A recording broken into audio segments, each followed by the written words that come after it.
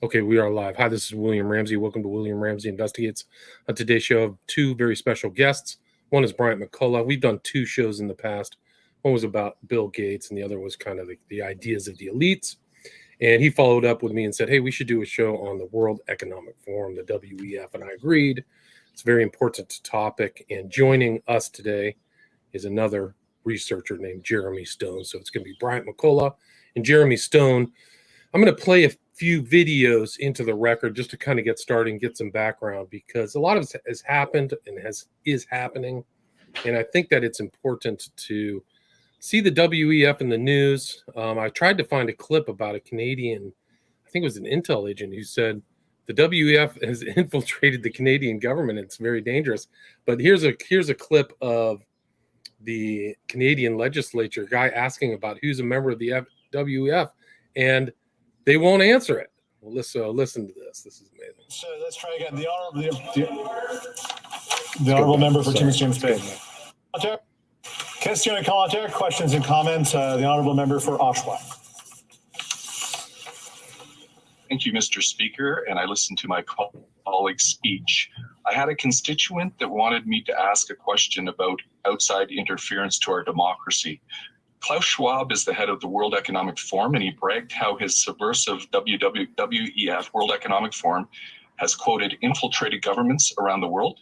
He said that his organization had penetrated more than half of Canada's cabinet. And I was wondering, in the interest of transparency, could the member please name which cabinet ministers are on board with the WEF's agenda? My concern is the deputy. Order. I know the member was in a really good question there, but the audio is really bad, and the video is really bad as well. And I apologize. I don't know if the member. Okay, let's try again. The honorable member for Timmins James Bay. Mr. Speaker, that member is promoting open disinformation. That's not debate. We have to call it disinformation. We'll get into debate again. The honourable member, questions and comments. The honourable member for Lambton, Kent, Middlesex. Thank you, Mr. Speaker. And I'm just thank you to my honourable colleague for her speech. I'd like to ask her specifically, because you talked about how this piece of legislation. We are very proud of now the young generation, like Prime Minister Trudeau, President of Argentina, and so on, that we penetrate the cabinets.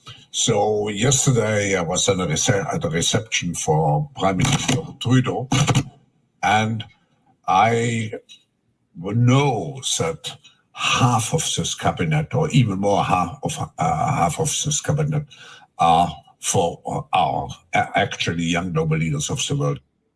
Right, so that's one. So global leaders of the world is another one. This is George Soros just yesterday talking about the civilization. So they're all on board with the conflict with Russia. Mm-hmm.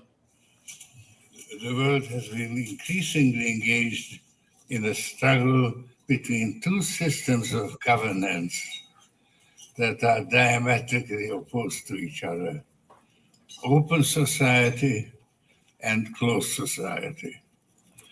Let me define the difference as simply as I can. In an open society, the rule of the state is to protect the freedom of the individual. In a closed society, the role of the individual is to serve the rulers. This guy is a literal Nazi collaborator by his own admission. He's that old. His real name is Georgie Schwartz. It was one of the strangest things ever as a Jewish guy collaborating with the Nazis, which is something that makes your brain blow up. But he is full of baloney. He has supported a lot of these DAs in cities around the United States who really don't follow the law. They're very activist and ignore a lot of stuff. So this is not a good person. And here he is at the WEF. So this is just a bunch of. He's terrible. He's a terrible, pestilential person. This happened very recently. This was Alex Stein of Conspiracy Castle confronting a WEF member, Dan Crenshaw. A lot of people didn't know this when this guy was running for Congress. I spoke to Alex Stein a couple times. You can go over and listen to those. But this caused a huge kind of kerfluffle, like in the alternate media. There was kind of a lot $5 here. You're giving Ukraine all this money and red flag laws too, Dan? That's ridiculous. Hey, Dan, why are you on the World Economic Forum, Young Global Leaders? World Economic Forum, Young Global Leaders. Dan, what's Klaus Schwab's number? You got Klaus Schwab's number? Klaus Schwab's number, Dan. Hey, Dan, World Economic Forum, Young Global Leader. Hey, Dan. Dan, how is it? Dan, what's better, Aspen or Davos? Hey, Dan. Dan, how's Davos? Nice mountains there, Dan. You like Klaus Schwab? Hey, is Klaus Schwab your grandpa, Dan? Do you have Thanksgiving dinner at his house, Dan?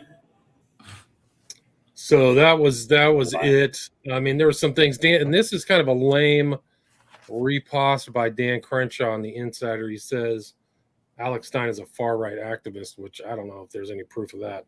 He's definitely an activist, but he compared him to angry little boys who can't get girlfriends. Like, that's so lame. Wow. I think and then they said it's a World Economic Forum is a major target of online conspiracy theorists. And that's kind of another rubric. Whenever somebody results to start name calling a conspiracy theorists, they're never addressing the facts. So we're going to get some facts into the record. So sorry for that kind of long intro, but Bryant McCullough and Jeremy Stone, welcome to the show. Thanks for coming on.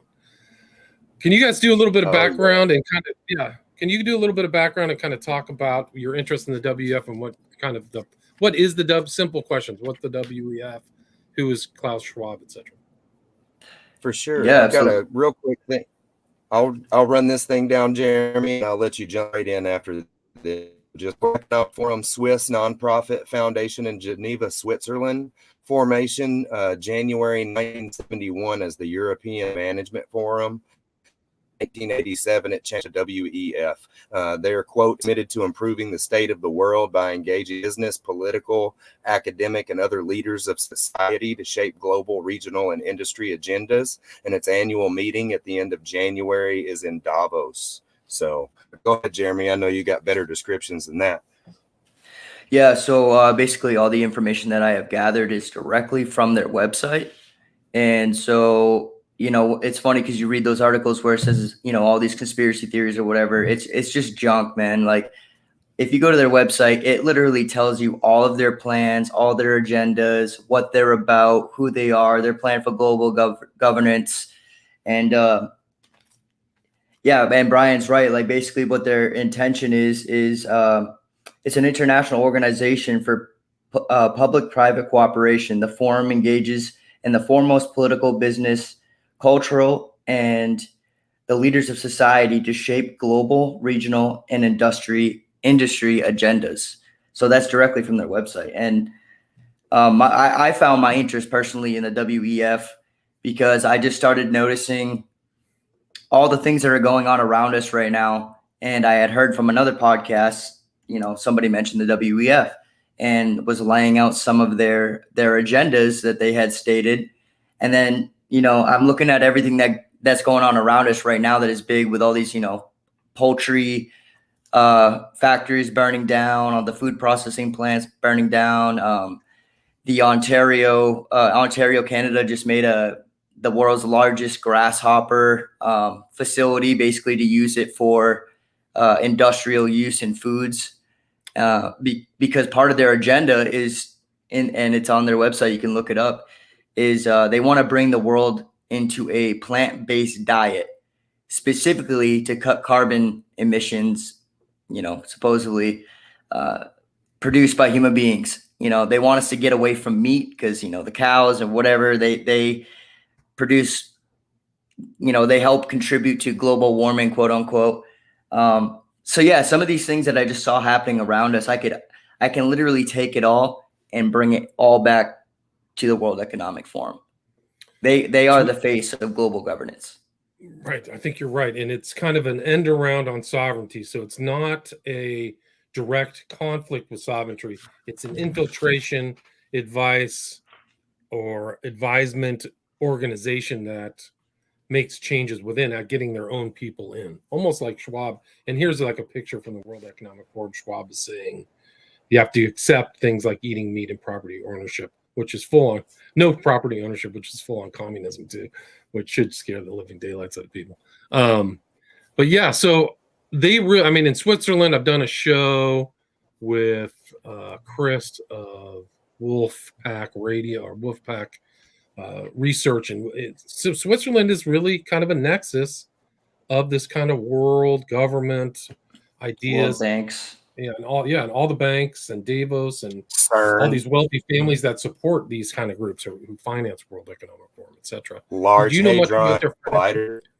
There you go. Yeah, the foundation of LSD, which was a disaster, which went all the way around the world. What do you know how they're financed? The World Economic Forum. So they have like about. Oh, you go ahead, brother. No, you're good. Go right ahead. I was going to say I didn't get the names of the stakeholders in the WEF, but I do know that there's about 100 of them, and there are definitely some suspicions on who may be funding them, such as the Bill and Melinda Gates Foundation. They are a part of the World Economic Forum. They work hand in hand with them, and they work hand in hand with the John Hopkins University for virus studies or health security. And, the Bill and Melinda Gates Foundation has their hands in everything. They really do. And I think that they're probably one of the number one contributors to the WEF, because everything that they believe in and that they're pushing are the same exact goals that the World Economic Forum wants, that they're trying to achieve. So. And I was going to say the same. Bill and Melinda Gates, in the past, they got their money in the CDC, they got their money in Pfizer, they got their money in farmland. John Hopkins, like you mentioned, Vaccine Impact Modeling Consortium. It would be no stretch at all to assume that they're just burying money in the WEF as well. Yeah, for sure. Right, to really continue their agenda, right? This agenda. Right. Oh, exactly. And you've got Klaus Schwab saying things like the pandemic represents a rare but narrow window of opportunity to reflect, reimagine, and of course, reset our world, so that you kind of always have these lingering quotes of these things from previous years that really tie into, you'll see what they're talking about in the Davos 2018 is going to be very relevant in 2021. It's just kind of like the tabletop event 201 became, it was October, I think, of 19. And then by March 2020, every part of the tabletop exercise already, planned out just the way they had planned. So. Right. We're seeing everywhere we look. Yeah, it's coming into view, right? Yeah. Oh yeah, Klaus Schwab said globalization 4.0 has only just begun, but we are already better prepared for it. That was the World Economic Annual Meeting, 2018. Yeah, and I got a bunch of quotes too from their website to like prove straight from the horse's mouth that none of this is a conspiracy. It's all fact. And it's funny because, the media, like we were talking about, will go ahead and throw that conspiracy theory claim out there to kind of discredit everything that everyone's exposing about them. And then you just go to their website and figure out that it's all true, Right. So they put it out, they promote it themselves, and their propaganda, it's a propaganda as an element of all this stuff. You're going to be, have no property and be happy. You're going to, you don't even need a happy life. Your life doesn't have to be meaningful. I mean, it's really it's almost like when you read their propaganda, it's almost like somebody created a fake meme. It's so disturbing. Yeah. You would say. And I have a quote here from the World Economic Forum that it pretty much states their global agenda. And if you don't mind, I'd like to read it for you, just because we can go in many directions off of this. So it says straight from the website site, quote unquote, global governance is a means to manage issues that cut across national borders, whether it is a pandemic, a financial crisis, climate change, or geoeconomic disputes. Though traditionally centered on diplomacy and international organizations, a wide variety of public and private actors now engage in cross-border governance. the work itself expanded well beyond treaty making to include formal and informal monitoring, standard setting, enforcement, and financing. Effective governance is essential to secure peaceful, healthy, and prosperous societies, particularly now amid COVID-19, worsening ecological crises, mounting geopolitical tensions, and growing nationalists against globalization. Yeah, no doubt. Yeah, I've got some other fickle firepower as well. As pandemic and great lockdown continue, countries have now deployed $1 trillion to help people and firms get through this, which is $1 trillion more than in April of 2020.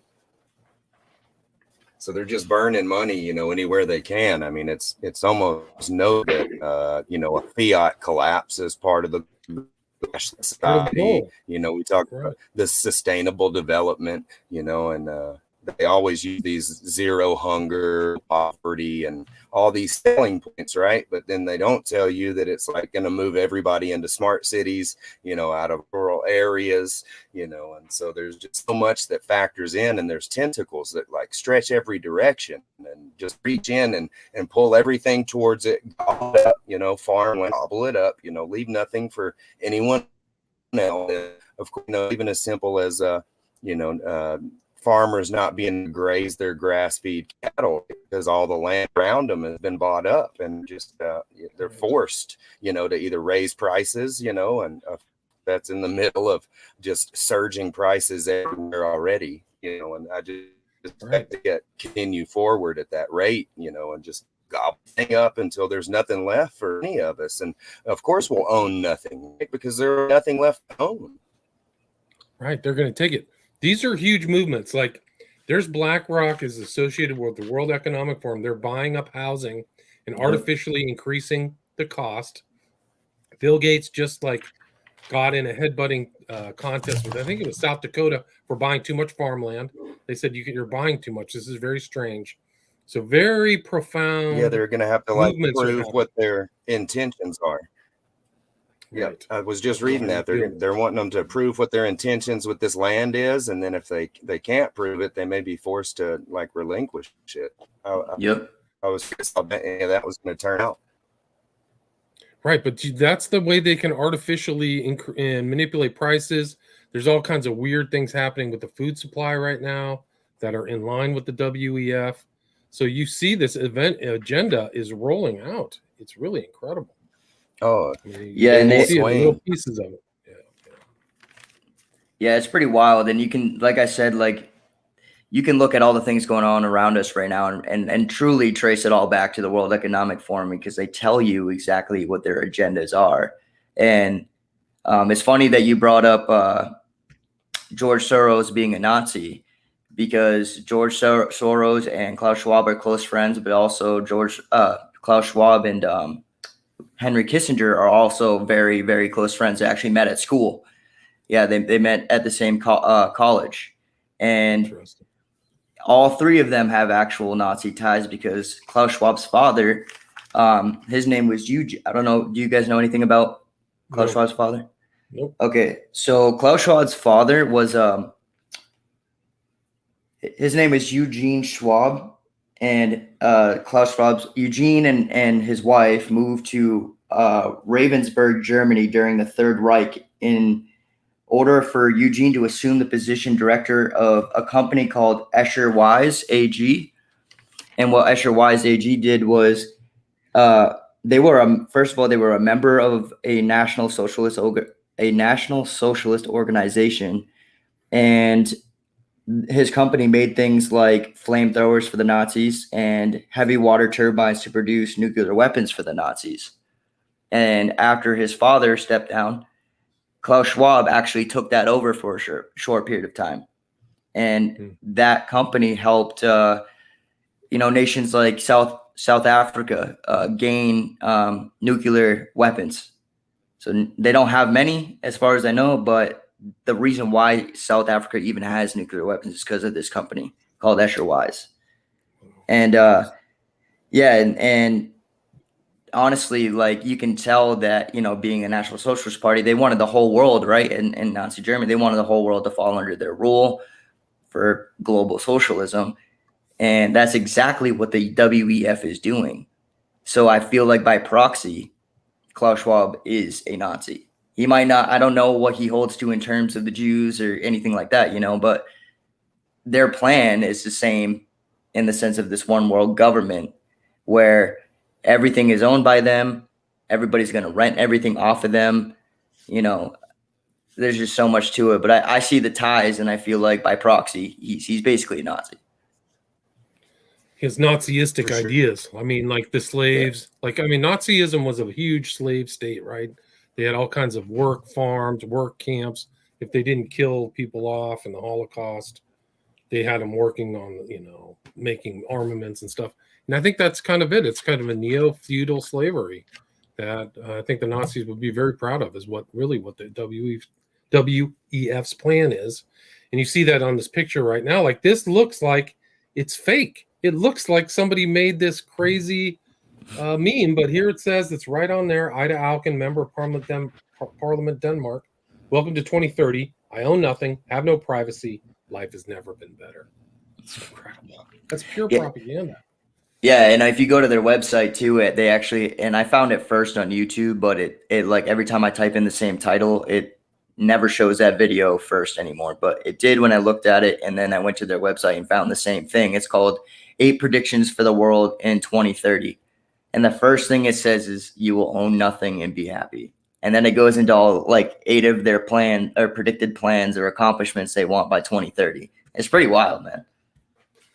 Right, and I've done another show where I looked into his, there it is, 8 prediction. Let me put this up. I've looked into his stuff. He definitely has an agenda with timelines and things when things were supposed to be achieved. So he's not just thinking, he's thinking about implementation, or WEF Schwab is thinking about implementing all the stuff, right? There's pictures of Schwab with Trump too. So if you think that this is like the right is on your side on this, you need to get rid of the kind of left-right paradigm when you look at the WEF. It's really about us and them. It's not about the political party. Absolutely. It's funny that you brought that up too, about how they have this timeline, because one of Klaus Schwab's right-hand man is Yuval Noah. And I don't know, Yuval Noah Harari is his name, yeah. Yes, thank you. I didn't want to butcher his last name, but Harari, yeah, he I just saw a video right before we even came on here. He was, you know, it was like a pro Davos YouTube video or whatever. This girl was interviewing him, and he says, and it's a long quote, so I don't, you know, I'll try to just break it down without having to read the whole thing. But he basically says that we are already at the point, he says we're almost there, to be able to understand this current arms race, and which is basically an imperial arms race, which may lead very soon to the creation of collected data models. You need to, basically what he was saying is, if you can collect all the data, you don't have to go into a country to fight the war, because you don't have to send soldiers there, because you can know absolutely everything about them. And he goes on to say that, you know, that's on like a shallow level, but they're one of their biggest goals, and it falls under the title of the Fourth Industrial Revolution, which some would claim would be like the Fourth Reich, basically. And I think Brian mentioned it earlier. One of the other names is what is it? The 4.0. Oh, okay. That's of course I've covered that up. Globalization 4.0. Yeah. So they call it by a few different names, but he goes on to say, but he says, on a much broader and deeper perspective, I think it's really going to shape the future of humanity and the future of itself, because the new technologies will give some corporations and governments the ability to hack human beings. There is a lot to talk about, he says, and he goes on to say, hacking computers, smartphones, bank accounts, emails, but the really big thing is hacking human beings. To hack human beings, you need a lot of biological knowledge, a lot of computing power, and especially a lot of data. if you have enough data about me, quote unquote, and enough computing power and biological knowledge, you can hack my body, my brain, my life. You can reach a point where you know me better than I know myself.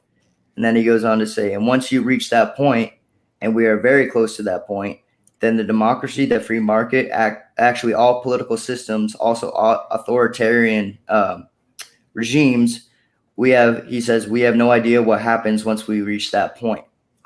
He says, whoever wins this arm race, because they all have that same goal, they're just waiting to see who gets there first, right? So in this technological arms race, he says that it's really going to change the life of humans, animals, and new types of entities. Wow. Because one of their biggest goals. Go ahead, Jeremy.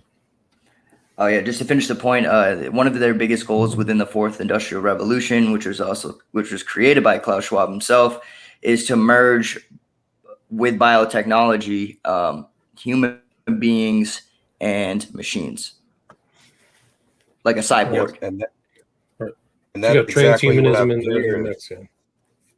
Yep, is the tipping point. You know, we kind of went over a few of these the other day, Jeremy. Just I'll jump in at 2018, right? Storage for all. Okay, and that's digital. So 2022, the Internet of Things, wearable internet, 3D printing, manufacturing, right? Then when you get to 2023, your implantable technology, big data for decisions, vision, new interface, right? So some wearable on the face technology there. 2024, 3D printing for human health and the fully connected home.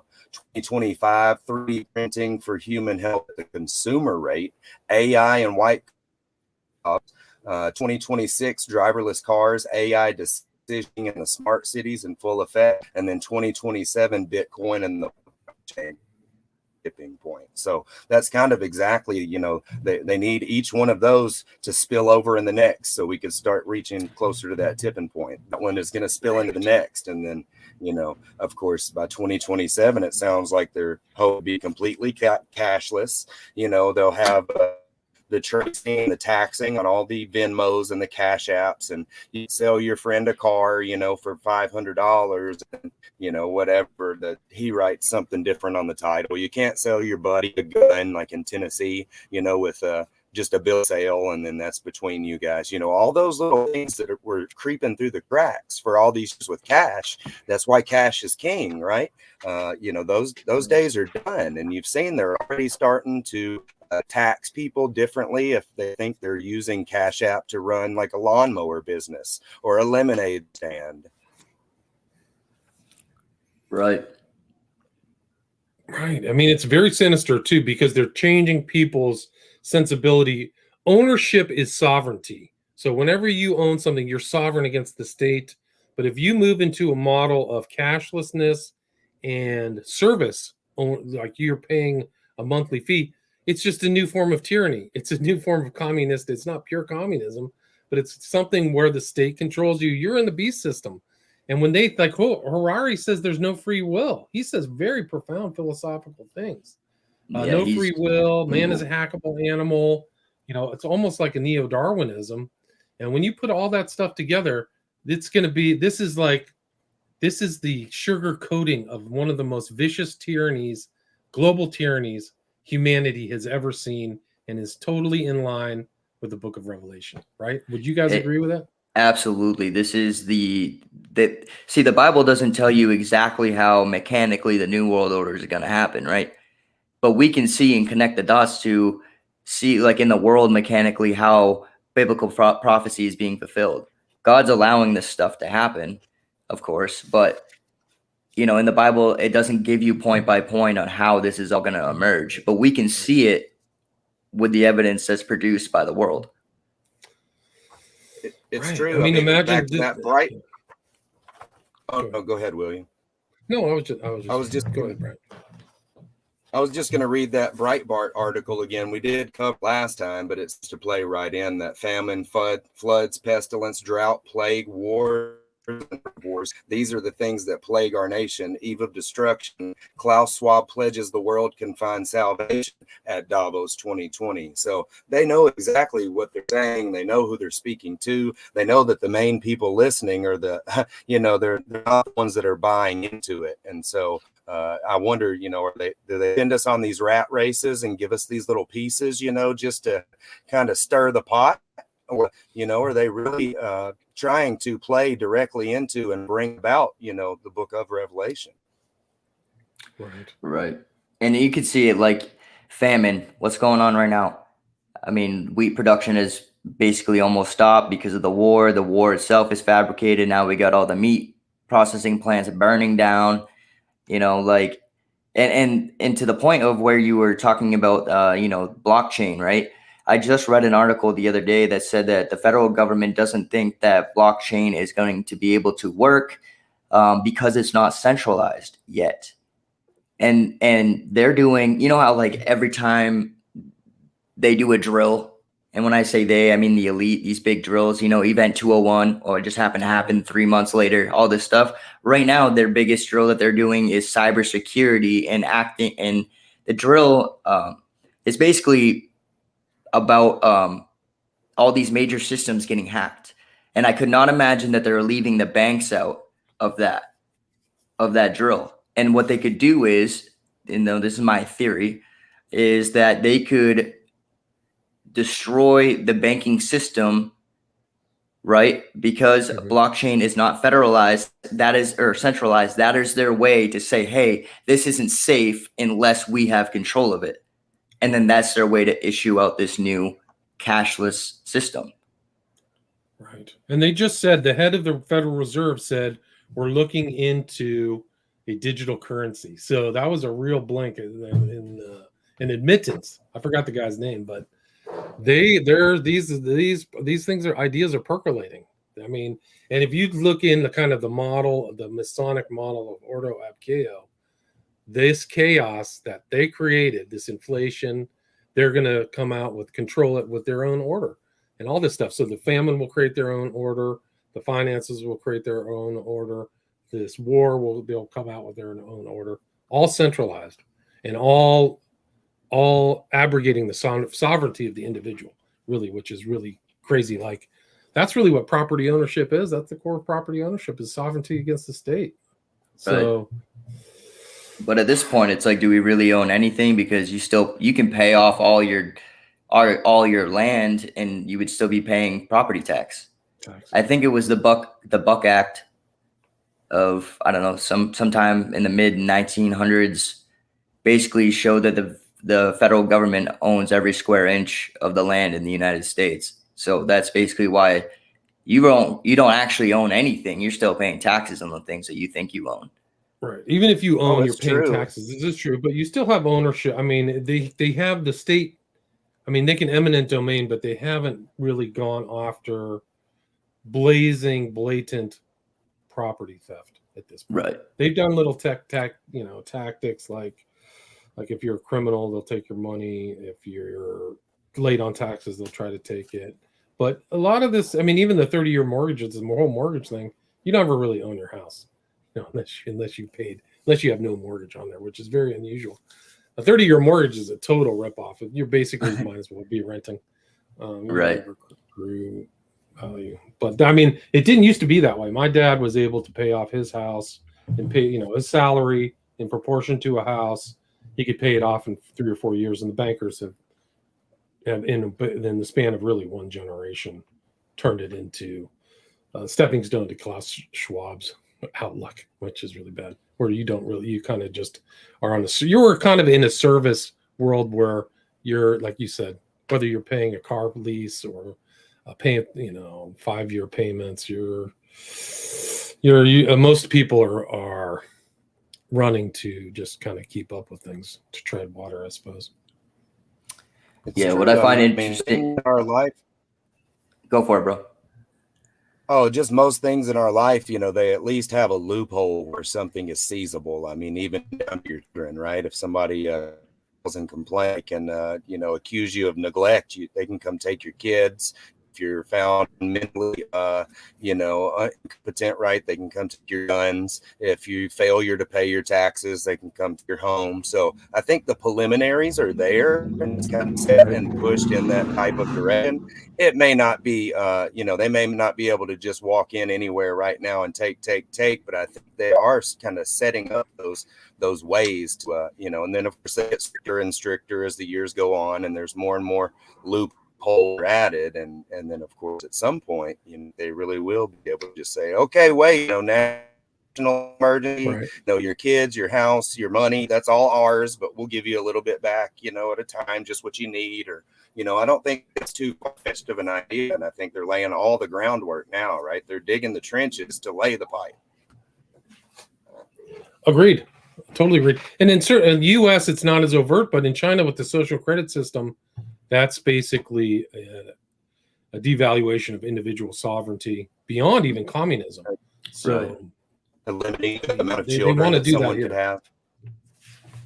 Yeah, everything. What you make, what you do, where you work. I mean, communism really sees that it's a group mentality. There's no individuality. Yeah, what's crazy too is that China was not a part of the World Economic Forum until recently, I believe, like very recently. And their model, I think, is what the World Economic Forum is trying to base everything off of. You know what I mean? The whole social credit thing. Because like you said, they're trying to implement that here too. Right. And if they can do it here, they can probably do it anywhere.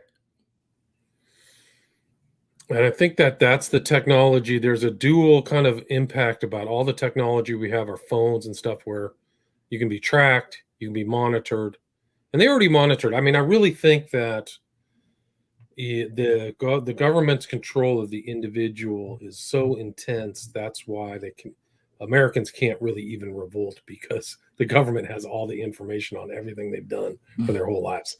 So we're already kind of at that point of a social credit. Not maybe an overt social credit, but somebody at the NSA can go back and tie your ISDN, what's your number, or your internet number, to what you've looked at and what you know, and get probably a good approximation. I had an incredible event where I was looking for storage units to put some stuff, and I was on my phone, and I don't even have Facebook on my phone or anything, and I got off Facebook and destroyed my Facebook page. And then I went onto Facebook, and they had ads for storage lockers. Like, it was so unnerving. Yep. So there was nothing on my phone that is connected to Facebook. Yeah, Do you Google understand is, how profound that is? yeah, Like, absolutely. they got that information, and put it up on Facebook. That's So our that's missions kind that of we're agreeing to. We download an app, right? I mean, we're agreeing like cross-platform data sharing at this point, to where what you Google, Facebook can see that, whether you even have a Facebook connected account or not.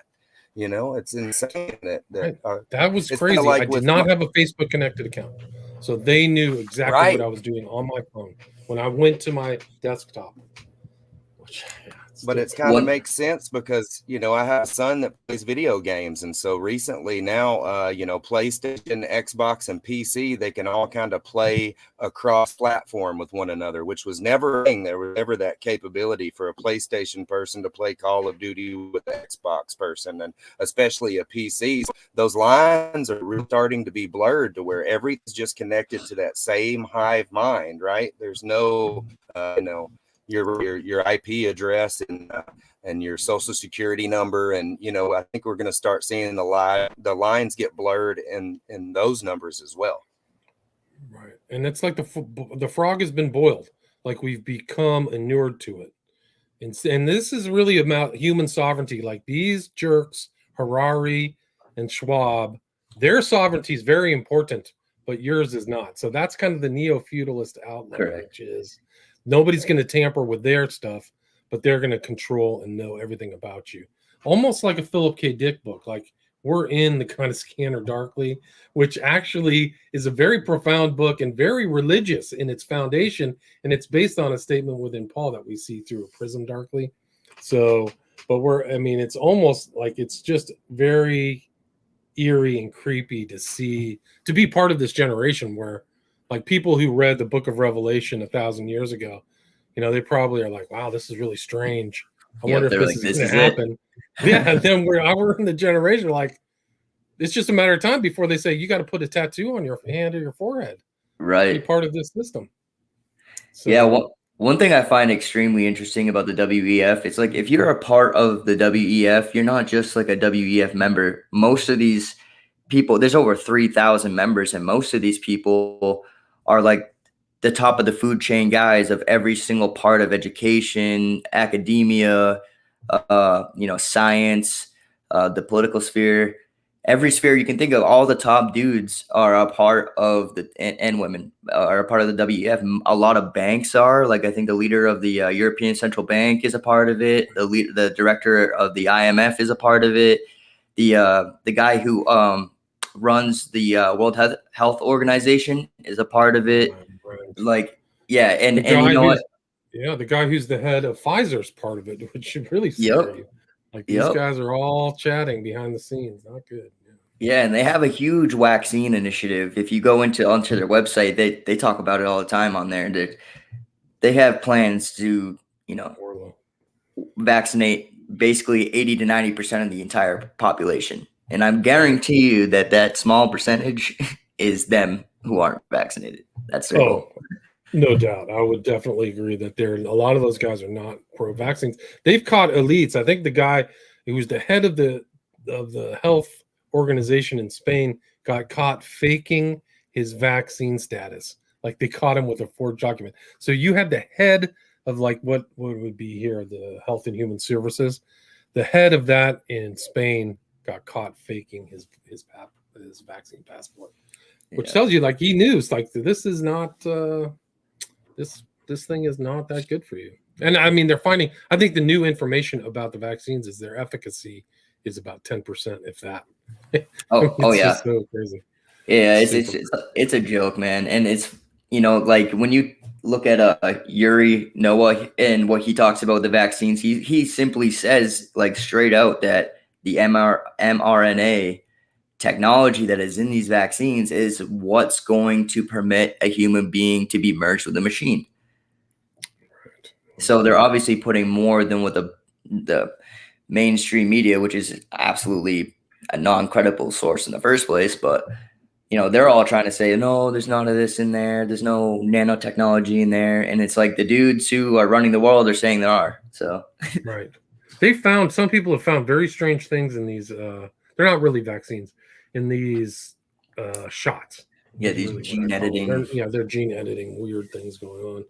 But the same people who are telling you to put it on the news, if you watch Fox News, like I know somebody in my family who's like a rigorous Fox News watcher, and all the ads are run by Pfizer, and even the news show says brought to you by Pfizer.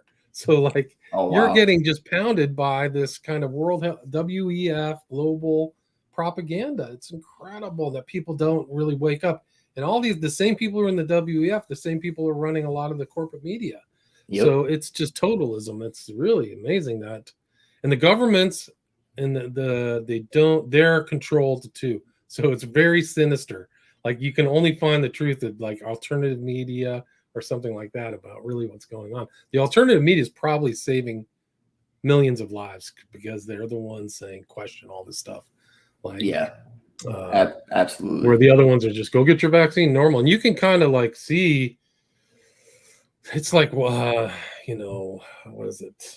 Night of the Walking Dead or some kind of weird thing where like you start talking to people, you can tell they just devour the corporate media hook, line, and sinker. And like, yeah, it's crazy.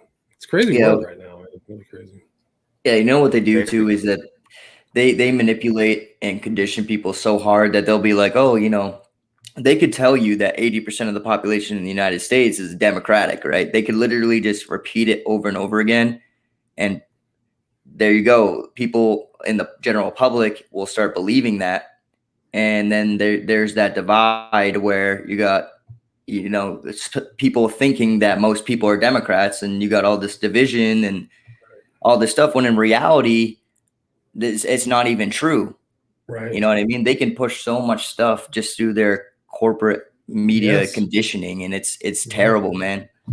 Yeah, it's a massive hypno programming device is very powerful. Like my understanding is that the actual kind of LGBTQ community is like less than 5%, if that, but they are predominantly in the media. Like people are being conditioned to think about transgenderism, gender fluidity, all these. There's still just the fact that those are in before the public's eyes is inuring them to it, is propagandizing them with all this. And it's basically Luciferianism, Sodom and Gomorrah, evil type levels, type stuff. But it shows the power of the TV and the power of these guys have. And I think the real support for the left in this country is really less than 35%. But I think through vote theft and propaganda, they can convince the American public that it's actually 50-50. Right. Absolutely. And that's what's they've sad. They've also done a beautiful job blurring those lines between like politicians and Hollywood celebrities too. You know, you've got the characters Reagan and stuff that kind of really possible, and then you look at the character like Zelensky now and how. Yeah, I mean, seriously, he's WWE to the world stage. I mean, what's the difference? Right. There's all these other just benefits to the agenda that have kind of come from like the pandemic boom and online shopping, right? That's that consumer shift towards online everything. The future of work arrives, supply chain rebalance, big pharma revolution, portfolio restructuring, a green recovery. All these things were just made so much easier to implement. Of course, just 2 weeks to flatten the curve. And we talked previously, William, too, about Operation Warp Speed. I mean, it's obvious, you can judge these fruits, right? You can judge them by their fruits. And so we just look at maybe what they're doing compared to what they're saying. And it's always a very different story. But at the end, they're always going to tell you the truth. I mean, the plant, like Jeremy said, he pulled all this data directly from their website. Most of the quotes that we've given today directly from Klaus Schwab.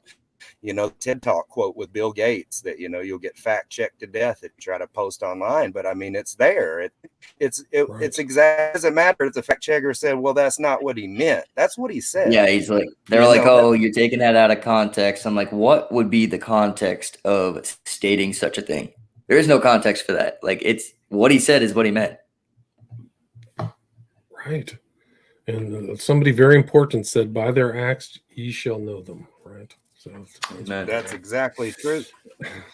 So what's the significance of what's the significance of 2030?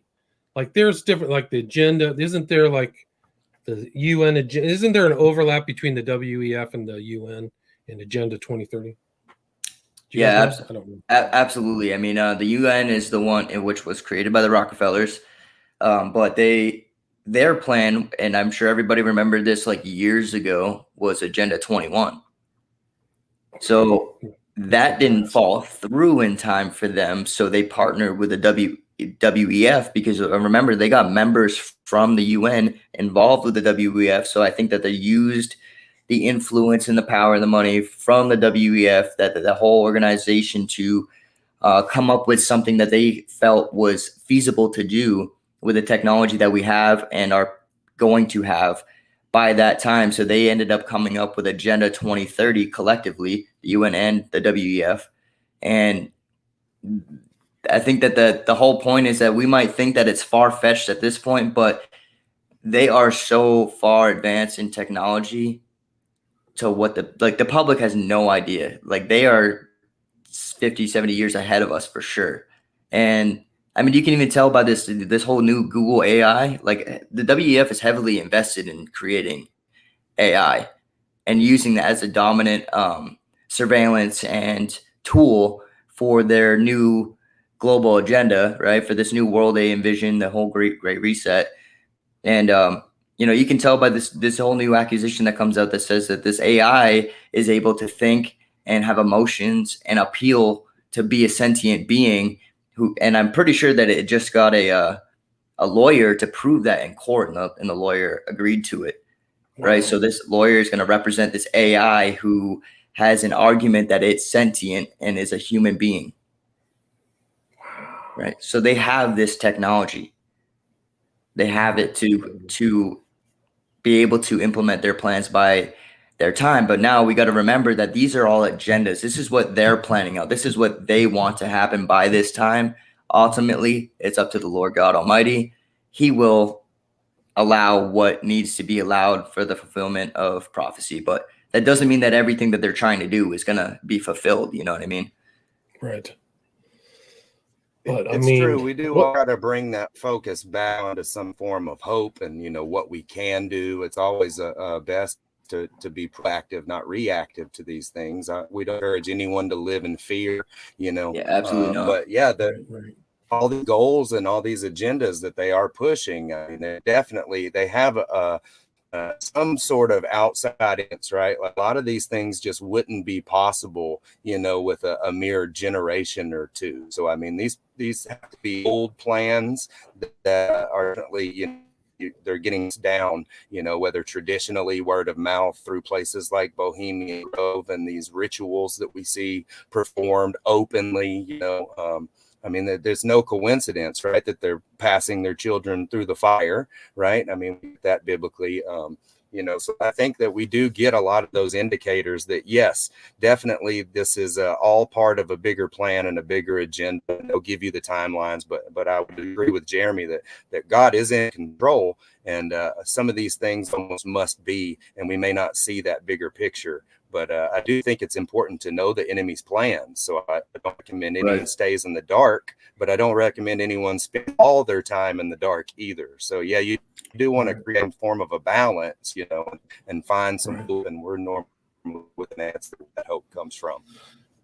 Right. And I think maybe sometimes this technology is not your friend. And this high technology is, there's always kind of a tension between kind of urban and rural in the Bible. And you can see that urbanization is somewhat synonymous with this kind of technological, dystopia that's going on. And so you got to really be careful. One of the things that's not in the World Economic Forum is you don't see what's God's will, what's Christianity, Judaism, just any kind of religious thing. So this is their religion. This is the religion of the elite. I just posted something by James Musker, who wrote a book about the religions of the elite. I really highly recommend people check that out, because this is some kind of like a man's, Babel or something like that is what they're trying to create. It's really something else. I feel like there's a lot of entities behind the scenes that are involved. Like Ephesians tells us we don't wrestle against flesh and blood. We wrestle against principalities and powers and spiritual wickedness in high places. And that's what we really need to understand about all this. Like I don't believe there's any probable or mathematical way that a small group compared to 7 billion people, this small elite group, can control the entire world without help from these entities. So there is something spiritual behind it. And I think that one of their main focuses is the earth itself, like the worship of the earth, because everything that they're doing in these plans, at least to what they're telling us, so I can't vet it, but from what I can see, because of what they're telling us, they want to preserve the earth over man. So they don't give a crap about you and me. They want to get rid of us so that this whole big lie about climate change, right? It's the biggest money-making scam ever created. Huge scam. Yeah. And they're using that as a crux to implement all these things and fear everybody that, the sea levels are rising and we're destroying the earth. So we got to get rid of people, and we got to preserve at least 30 to 40% of conservation in the earth. And what does that mean? That means that they're going to have to depopulate the world in order for it to become sustainable. And it's not sustainable to you and me. It's sustainable to them. They just need enough people, because money is a huge factor. They just need enough people on the earth to still produce money for them. They don't need all of us. Until the AI robots come into play, right? Then we're really going to be useless eaters. Right. I mean, It's true. I mean, yeah, we're almost the equivalent of like squatters in somebody's house, in their opinion, right? And so you can't get them out of the house. What do? You cut off the water. Oh, that didn't work. All right, let's cut off the power. Oh, let's break in. I mean, we really are kind of being evicted from the earth. You know, I mean, if you look at the Georgia Guidestones, I mean, it's made pretty clear there. You know, look, we have all these markers and indicators everywhere you look. I mean, all signs point to yes, but people would rather just not look up, right? That's what Hill and Leo said. You know, don't look up, don't listen to that. You know, don't worry about what's up there or over there. Look here, pay attention to this. Here's Johnny Depp and Amber Heard. Right. And there's always been population control. It's not a new thing. There's been like different things, like the Romans, when they conquered a land, they would take the population and get rid of it, or salt over it so nobody would come back there. So nothing would grow. So that was a form of kind of population control. They'd salt everything, tear down all the trees. A lot of the Crusades, I think like the Fourth Crusade, was a huge population ploy to get the population out of Europe and send them to the Middle East. So they had these huge kind of groups of people just traveling there. Not all of them made it, but it was a real scam by the Pope, and I think the guy's name was Peter the Hermit, to depopulate Europe. Like, they've done these tricks to like really cull the herd. It's not unusual. I mean, and you can talk about World War II, which is a total. Oh yeah, you get Margaret Sanger. Sanger, right? Planned Parenthood. Yeah, Planned Parenthood is probably more successful than Hitler, I would say, if the number of people who weren't born, and we were talking about abortion. Abortion is in the news, but wow, yeah. I mean, it's there. It's there. It's been in the past. It's in the present. So people cannot be naive about that. We're at about 56 minutes, guys. Really great conversation. Thanks so much for joining me. Is there anything you'd like to add? Anything I missed? Or anything you want to promote before we wrap it up? I just wanted to say thank you so much for having us on the show. It's an honor, man. And if people want to get a hold of us, you can email Brian at followeroftheway, right, at Gmail. Follower of the way 5. Okay. All right. And we encourage you to come check out our show, Buy Their Fruits. You can find us on all the platforms. If you want to get a hold of me personally, you can find me on Facebook. I have the Buy Their Fruits logo as my picture, so it's pretty easy to find. But yeah, the last thing I think I want to say, and I'll give you some time, Brian, is that, don't be afraid of any of these things. To me, this type of research is just fascinating, and when it comes down to it, it helps me with the Word of God, in the sense of I can see the Word of God coming alive in my own life by witnessing all these things. And it truly, in this darkness, makes God's light shine a lot brighter, and how good our God is. And I'm, very blessed to be on His team. So, just don't get yourself into fear. All things must come to pass. That will come to pass. But our hope is in Christ, and we don't fear no man. The only one we fear is God. Amen. Amen. Brian, how do you want I agree with that completely. I would just close off, just agreeing with both of you. It's clearly drawn out. We can see the game plan. We'd have to play into it. When you and I talked previous, silence is compliance. So be loud and proud. Get out there, find something to be a part of that does good, right? That helps widows and orphans, and loving your neighbor as yourself, right? And then we can all start to see we have our own tipping points, right? So just like they have a goal and a plan, and they know what their next move is, that's just that us as believers and just people do the same. Amen. Amen. So it's Bryant McCullough, Jeremy Stone, and state your podcast again. I'll put that podcast link in the show notes, at least to iTunes or Spotify. Say it again. So that's directly from Matthew 7:20, right? Where by their fruits ye shall know them. So you can buy their fruits on all the platforms. I have a new show with a wife called Beauty of the Beast. I think we're going to have Jeremy and his wife on too here soon. So yeah, just post it. We're going to do a lot of stuff and just try to keep cranking out these shows and hope out there, right? So we're just going to be the neighborhood hope dealers. Awesome. Well, good luck with everything. Buy Their Fruits is the podcast. Again, Bryant McCullough and Jeremy Stone. Thanks so much for your time. Thank you. All right. God bless. William.